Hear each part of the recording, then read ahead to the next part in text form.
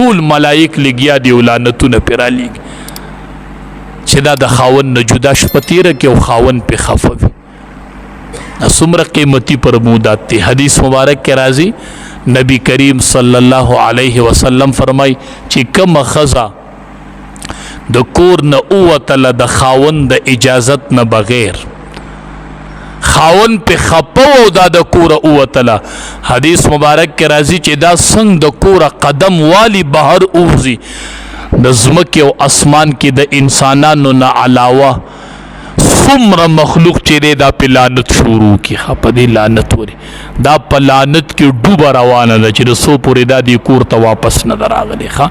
دا په لعنت کې ډوبه روانه ده. څومره ګرځېدل ډېر وکړل او څومره وخت د کوره ډېر بار ویستو، دومره ټیم به دا د الله د طرف نه په لعنت کې ډوبه روانه ده چې څو پورې دا کور ته نه ده راغلی. نن د نبی کریم صلی الله علیه وسلم په ارشاداتو باندې عمل نشته ځکه نقصانونه دي. نبی کریم صلی الله علیه وسلم صحابه کرامو تو فرمایل،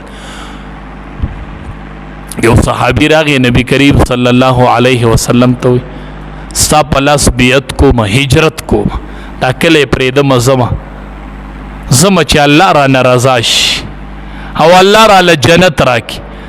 نبی کریم صلی الله علیه وسلم ورته وی جنت ګوري؟ وی آو. وی مور دې شته دی؟ وی آو. وی کور ته لاړ شه، ستا د مور د خپې د لاندې جنت دی، دا بهر مه ګوره، دا کور کې د مور سره وګوره، جنت کور کې د مور سره وګوره. او نبی کریم صلی الله علیه وسلم فرمایل الوالد اوسط ابواب الجنه، پلار د جنت په دروازو کې د مینز دروازه چې دا غ پلار دی.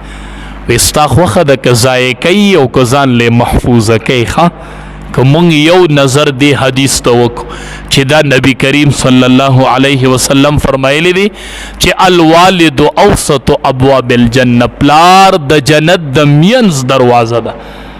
که دا حدیث سړی ځان ته مخې ته کیو دی پلار ته وګوري، نبی علیہ السلام ورته وی که ضایع کوي او که ځان له محفوظ کوي، دا بچی به د پلار سره په مال بیا جنگ وکړي، دا بچی به د مور او پلار جدا کی، بیا دی به دا ووایي چې دا پلار به د ده سره اوسي او زما سره به نه اوسي. نه، که د دې ته سوچ وکړو دی چې دا پلار د ځان نه جدا کړي او بل ورور ته وایي تا سره به وي، که د دې حدیث ته سوچ وکړو نو د پلار نه دی جدا کړی، د جنت د مینز دروازه د خپل کور نه راواغستل او بل ورور دی ورکړه.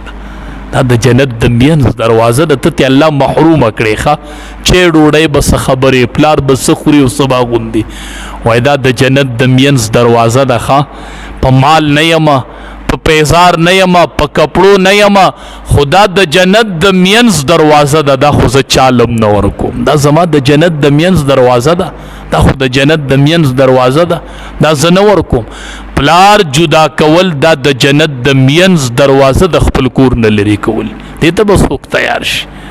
خو مونږ په صحیح معنو کې پلار کتلی نه دی، مونږ په صحیح معنو کې مور کتلی نه ده.